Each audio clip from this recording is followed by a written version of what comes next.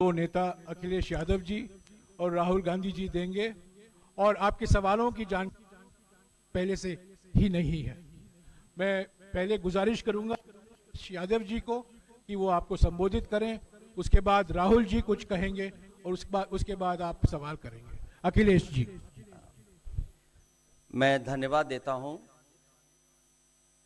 और सबसे पहले मैं अपने प्रेस के साथियों को आपके माध्यम से पूरे देश और प्रदेशवासियों को मैं रामनवमी की बहुत बहुत बधाई और शुभकामनाएं देता हूं। ऐसा त्योहार, ऐसे दिन जहां से अच्छी शुरुआत होती है।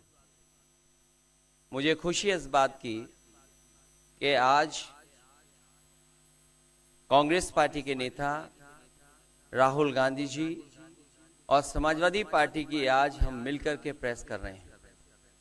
पहले चरण का चुनाव उत्तर प्रदेश का होने जा रहा है और जो पश्चिम से हवा चल रही है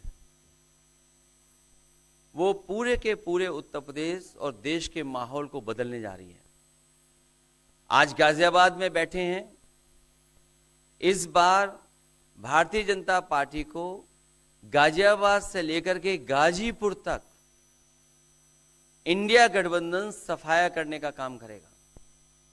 आज किसान दुखी है।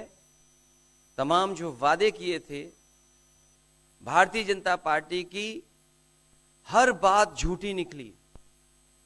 उनके वादे झूठे। न किसान की आय दोगुनी हुई, न नौजवान को नौकरी रोजगार मिला, और जो सपने दिखाए थे विकास के वो भी अधूरे हैं। जो इनका नैतिकता का बुलबुला था वो भी टूट गया। इलेक्टोरल बॉन्ड ने इनका बैंड बजा दिया। भारतीय जनता पार्टी सभी भ्रष्टाचारियों का गोदाम बन गई।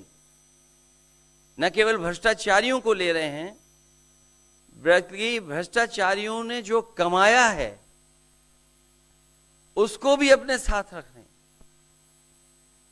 जहां उत्तर प्रदेश देश का सबसे बड़ा प्रदेश है, डबल इंजन की सरकार में जो दावा करते रहे डबल इंजन, उनकी होर्डिंग देखिए आप कि अब डबल वहां पर नहीं दिखाई देते हैं, अकेले दिखाई दे रहे हैं। इनके प्रत्याशी होर्डिंग से गायब हैं और चुनाव के बाद होर्डिंग पे जो अकेले हैं वो भी गायब हो जाएंगे और सफाया होने जा रहा है। इनका एक ही नारा है, झूठ बोलने का और लूटने का। लूट और झूठ भारतीय जनता पार्टी की पहचान बन गई है। पेपर लीक कितने हुए हैं? एक दो होते तो ठीक था, लेकिन 10 पेपर लीक हुए। और मैंने कई मौकों पर वो बात बताई कि अगर एक परिवार के हम केवल 3 सदस्यों को मान लें, जिस व्यक्ति ने परीक्षा लिखने की तैयारी की, जो परीक्षा नहीं दे पाया पेपर लीक के कारण, और उसके मां बाप को अगर हम जोड़ लें तो ऐसे 60 लाख नौजवान हैं। 60 लाख नौजवानों का भविष्य अंधकार में डाल दिया। और अगर 60 लाख का गुणा करें हम 3 से, 1 करोड़ 80 लाख, और 1 करोड़ 80 लाख को अगर हम डिवाइड कर दें 80 लोकसभाओं से, तो भारतीय जनता पार्टी का 2,25,000 वोट हर लोकसभा में कम हुआ है। इसलिए एक भी वोट बट ना पाए।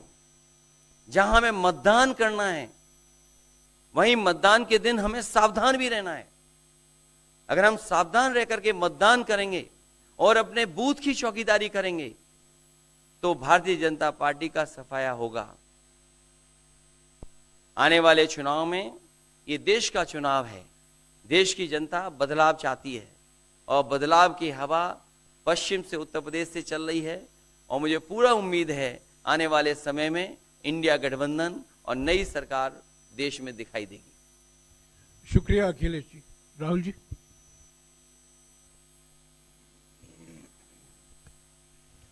नमस्कार। रामनवमी की आप सबको, देश को बहुत बहुत शुभकामनाएं। ये चुनाव विचारधारा का चुनाव है। एक तरफ आरएसएस और बीजेपी जो संविधान है, लोकतांत्रिक सिस्टम है, उसको खत्म करने की कोशिश कर रही है, और दूसरी तरफ इंडिया गठबंधन कांग्रेस पार्टी संविधान को, लोकतंत्र को डिफेंड करने की कोशिश कर रही है, उसकी रक्षा कर रही है। चुनाव में 2-3 बड़े मुद्दे हैं। सबसे बड़ा बेरोजगारी, दूसरे नंबर पर महंगाई, भागीदारी। मगर बीजेपी 24 घंटा डिस्ट्रैक्शन करने में लगी रहती है। कभी प्रधानमंत्री समुद्र के नीचे चले जाते हैं, कभी आसमान में सी प्लेन पे चले जाते हैं, मगर जो मुद्दे हैं उनके बारे में ना प्रधानमंत्री ना बीजेपी बात करती है। कुछ दिन पहले प्रधानमंत्री ने एएनआई को बहुत लंबा इंटरव्यू दिया। स्क्रिप्टेड था, मगर फ्लॉप शो था। प्रधानमंत्री जी ने उसमें इलेक्टोरल बॉन्ड्स समझाने की कोशिश की। प्रधानमंत्री जी कहते हैं कि इलेक्टोरल बॉन्ड्स का सिस्टम ट्रांसपेरेंसी के लिए लाया गया, राजनीति को साफ करने के लिए लाया गया। अगर यह सच है तो उस सिस्टम को सुप्रीम कोर्ट ने रद्द क्यों किया? और दूसरी बात, अगर आप ट्रांसपेरेंसी लाना चाहते थे तो जिन लोगों ने आपको पैसा दिया, बीजेपी को पैसा दिया, हजारों करोड़ रुपए दिए, उनका नाम आपने क्यों छुपाया था? और जिन तारीखों पे उन्होंने आपको पैसा दिया, उसको आपने क्यों छुपाया था? पता लगता है हजारों करोड़ रुपए का कॉन्ट्रैक्ट किसी कंपनी को मिलता है, उसके एकदम बाद वो कंपनी बीजेपी को पैसा देती है। सीबीआई की इंक्वायरी होती है, ईडी की इंक्वायरी होती है, किसी कंपनी पर शुरू होती है, उसके 10-15 दिन बाद कंपनी करोड़ों रुपए बीजेपी को देती है, और फिर सीबीआई की इंक्वायरी, ईडी की इंक्वायरी बंद हो जाती है। सड़क पे इसको एक्सटॉर्शन कहते हैं। एक्सटॉर्शन कहते हैं सड़क पे। तो ये जो है इलेक्टोरल बॉन्ड्स का जो स्कीम है, ये दुनिया का सबसे बड़ा एक्सटॉर्शन का स्कीम है। हिंदुस्तान के सारे बिजनेसमैन इस बात को समझते हैं, जानते हैं, और प्रधानमंत्री जितनी भी सफाई देना चाहें कोई फर्क नहीं पड़ने वाला है, क्योंकि पूरा देश जानता है कि प्रधानमंत्री भ्रष्टाचार के चैंपियन है। धन्यवाद। शुक्रिया राहुल जी। अच्छा, एक और बात, आपने जयराम जी आपने कहा कि जो भी आपको क्वेश्चंस पूछने हैं आप पूछेंगे, और ये ओपन एंडेड प्रेस कॉन्फ्रेंस है। बट इसमें एक और बात, मुझे पहले ही 2-3 बीजेपी वाले क्वेश्चंस पता लग जाते हैं, तो वो तो गारंटी पूछे जाएंगे, तो उनके लिए मैं तैयार हूं। आजकल गारंटी का जमाना है राहुल जी। पहला सवाल महिकार जी, हिंदुस्तान हिंदी डेली से। माइक दीजिएगा।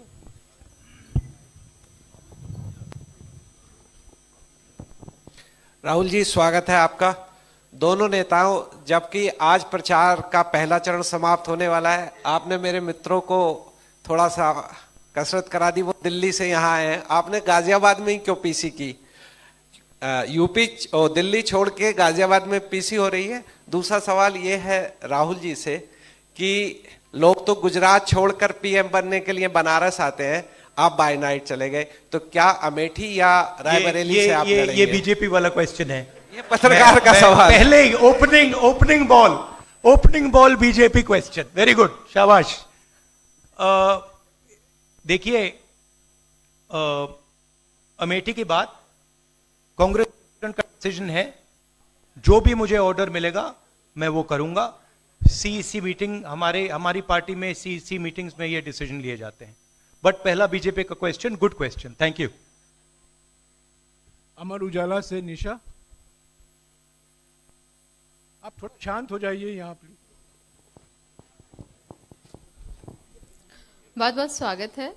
मेरा सवाल आपसे ये है कि यूपी में न केवल यूपी में बल्कि पूरे देश में इस बार कांग्रेस ने अपने बहुत कम प्रत्याशी 268 अभी तक सामने आए हैं, और यूपी में तो 80 सीटों के मुकाबले केवल 17 सीट हैं। ऐसा क्यों? क्या ऐसा मान के चल रही है कांग्रेस कि आप कमजोर चल रहे हैं, या यूपी में कमजोर है कांग्रेस इसलिए सपा या आपके गठबंधन बाकी सहयोगी पार्टी सीट नहीं देना चाह रही है? नहीं, हमने डिसीजन लिया है कि इंडिया गठबंधन चुनाव लड़ेगा, और हमने सीट शेयरिंग की है, और ओपन माइंडेड तरीके से दिल खोल के हमने सीट शेयरिंग की है।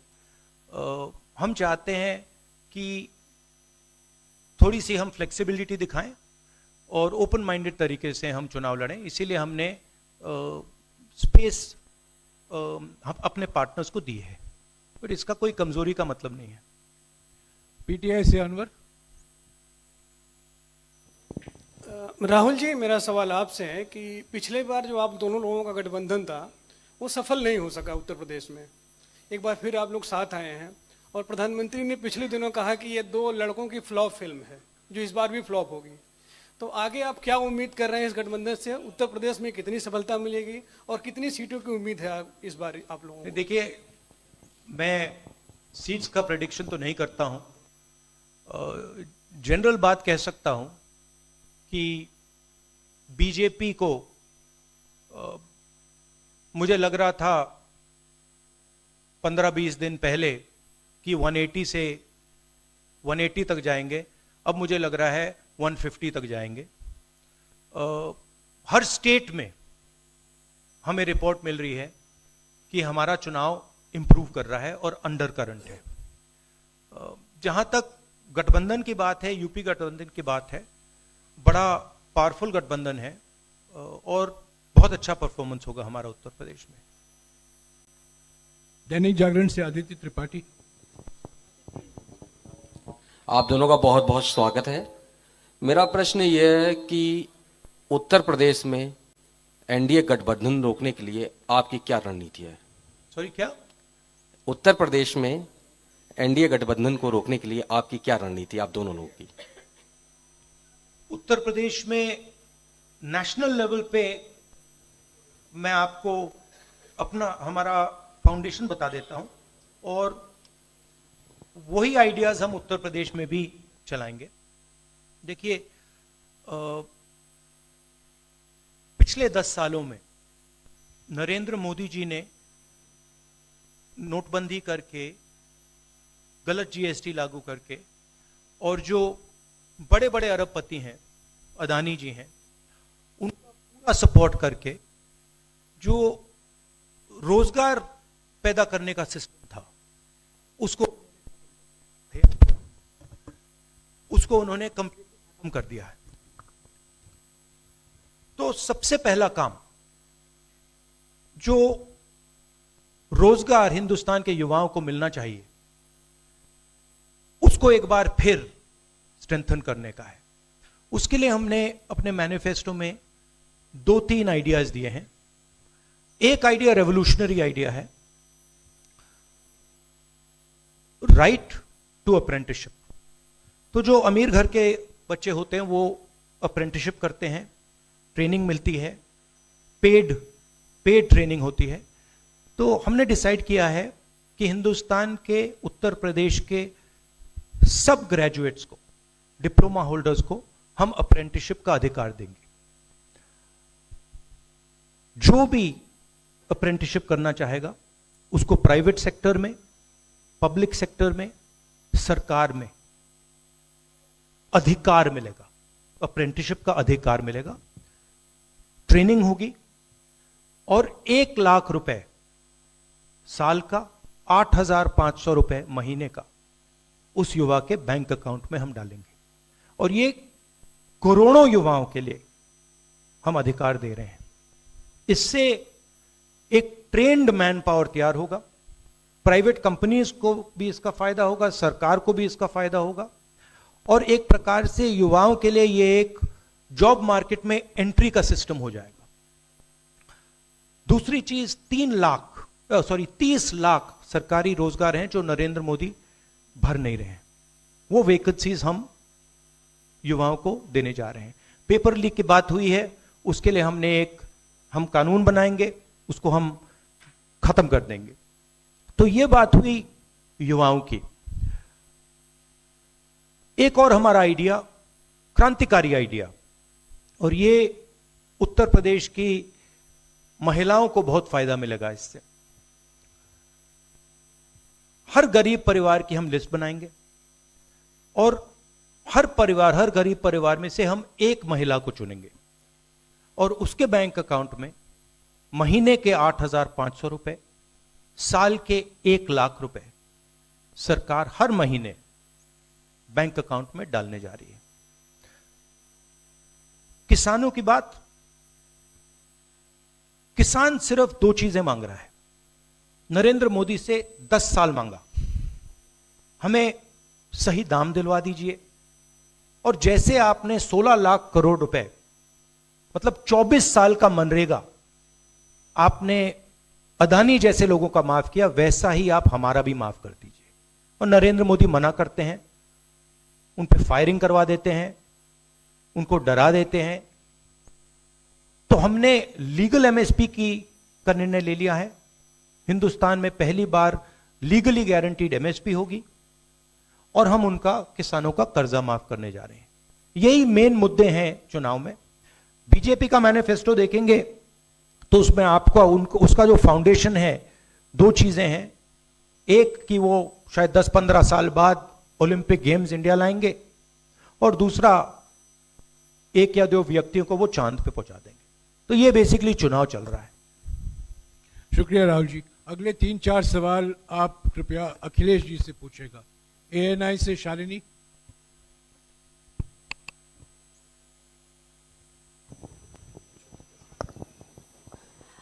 पहला सवाल राहुल जी से है। अखिलेश जी से पूछेगा प्लीज। उन्होंने कृपया लगा दिया, इसलिए अब हमसे पूछिए। दोनों से पूछूंगी सर। पहला सवाल राहुल जी से है, जैसे कि पीएम ने कहा है कि मैं देश बचा रहा हूं, लेकिन इंडिया अलायंस जो है वो परिवार बचा रहा है, इस पर क्या कहेंगे सर? और जो दूसरा सवाल, सेकंड बीजेपी क्वेश्चन। सर दूसरा जो सवाल है मेरा वो ये है, जादूगर कहा है उन्होंने राहुल जी को, और उन्होंने कहा है ANI को जब इंटरव्यू दिया उसमें बोला कि ऐसा कौन सा जादू है कि एक झटके में गरीबी मिटा सकते हैं।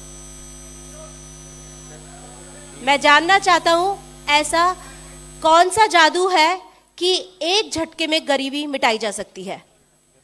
तो ये मेरा सवाल दोनों से है। नहीं, दोनों से है। मैं धन्यवाद देता हूं, आप लोगों ने सवाल पूछे। हालांकि कुछ सवाल आपने राहुल जी से पूछे थे। एनडीए को पीडीए हराएगा, एनडीए को पीडीए हराने जा रहा है, एनडीए को पीडीए हराने जा रहा है। और जहां तक सवाल परिवारवाद की बात है, आज नवरात्र है, आज शुभ दिन है। भारतीय जनता पार्टी के लोग संकल्प लें कि ना किसी परिवार वाले को टिकट देंगे और ना किसी परिवार वाले से वोट मांगेंगे।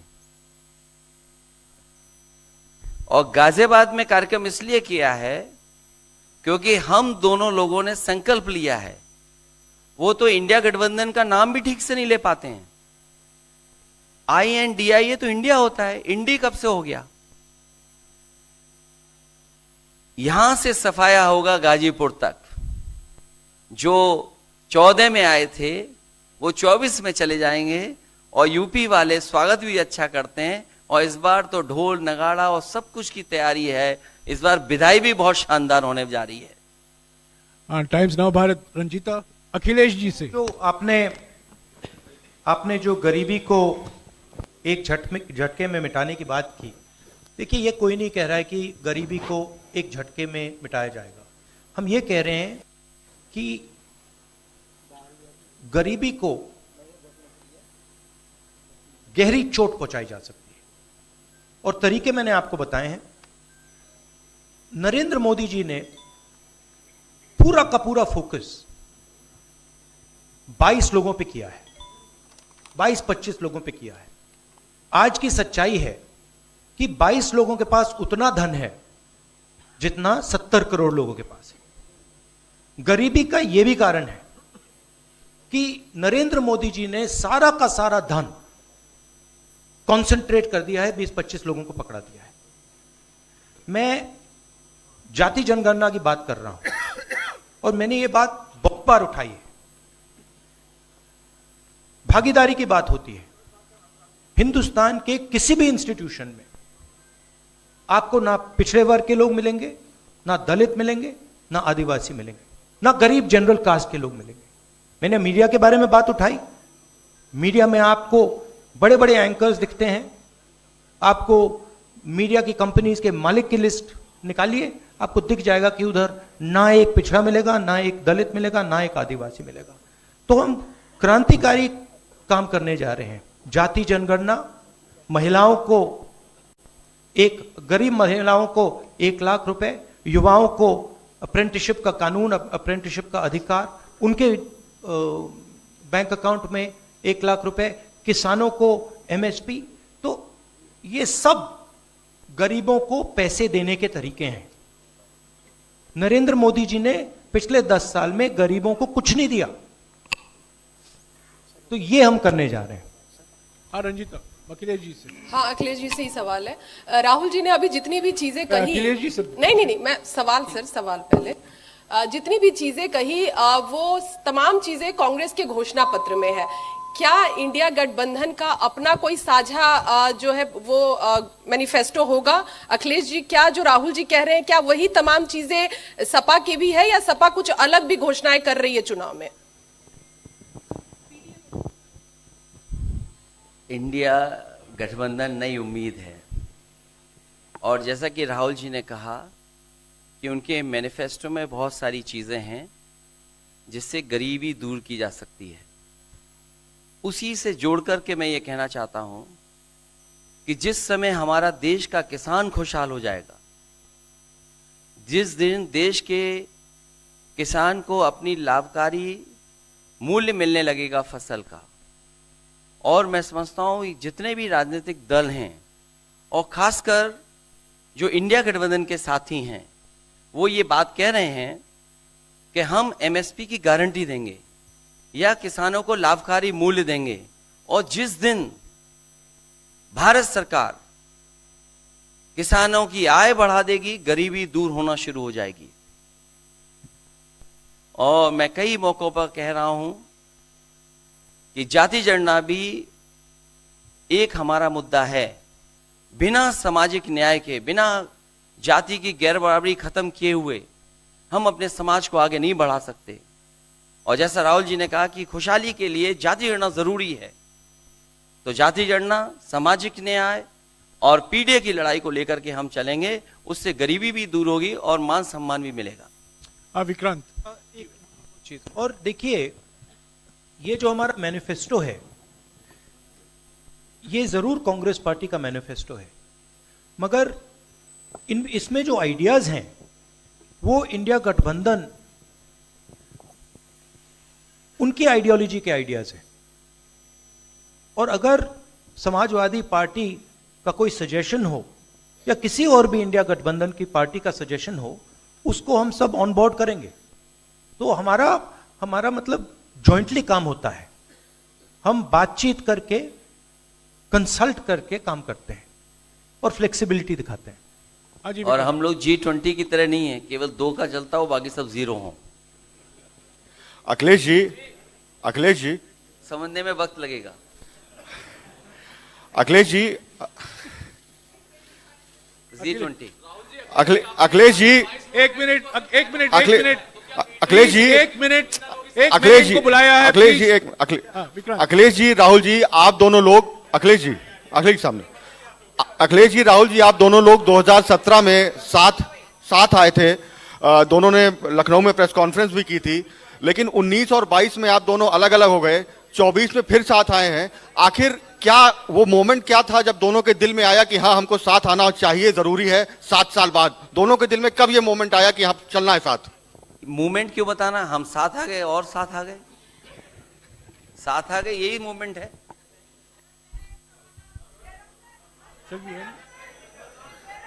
साथियों, अभी दोनों नेताओं को जाना है। उसके पहले हमारा गठबंधन का एक गीत है, वो जारी किया जाएगा। और हमारे 4 उम्मीदवार जो हैं वो राहुल जी और अखिलेश जी से एक फोटो खिंचवाएंगे। पहले गीत सुनिएगा, गीत देखिएगा। प्रेस कॉन्फ्रेंस समाप्त हुआ है।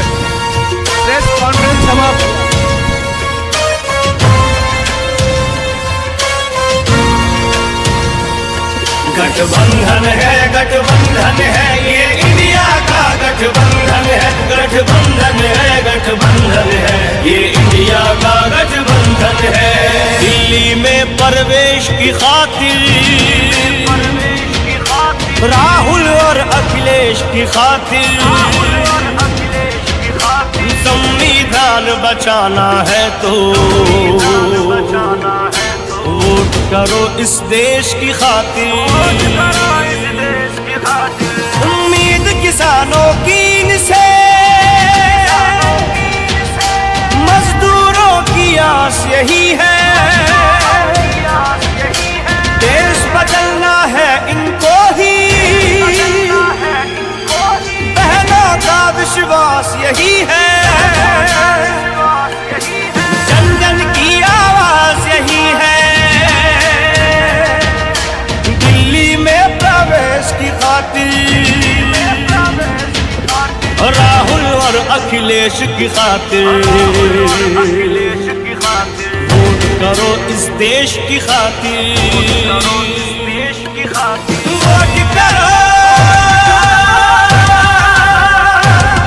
इस देश की खातिर, राहुल अखिलेश की खातिर।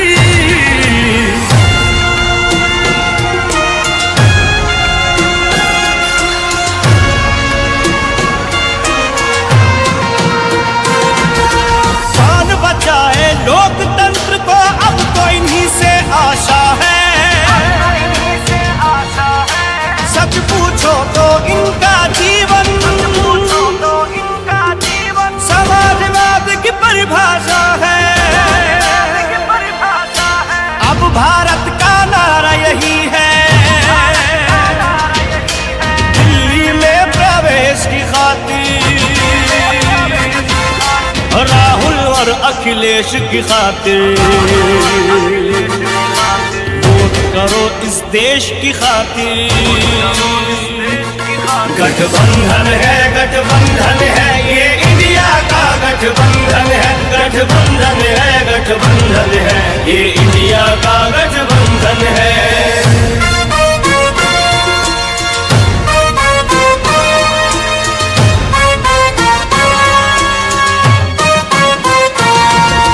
नेताजी के लाल तुम ही हो और देश का मान तुम ही हो। कृष्ण कन्हैया के वंशज हो,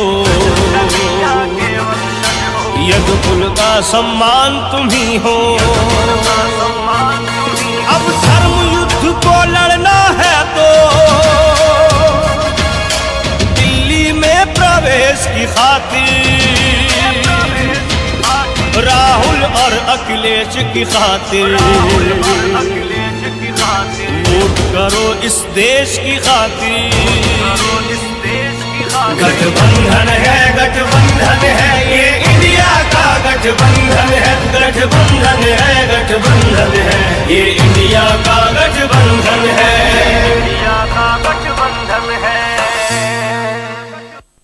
साथियों, अभी हमारे उम्मीदवार हैं डॉली शर्मा गाजियाबाद से, अमरपाल शर्मा जी बागपत से, महेंद्र नागर गौतम बुद्ध नगर से और शिवराम वाल्मीकि जी बुलंदशहर से कृपया मंच पर आइए और राहुल जी और अखिलेश जी के साथ फोटो खिंचाएंगे।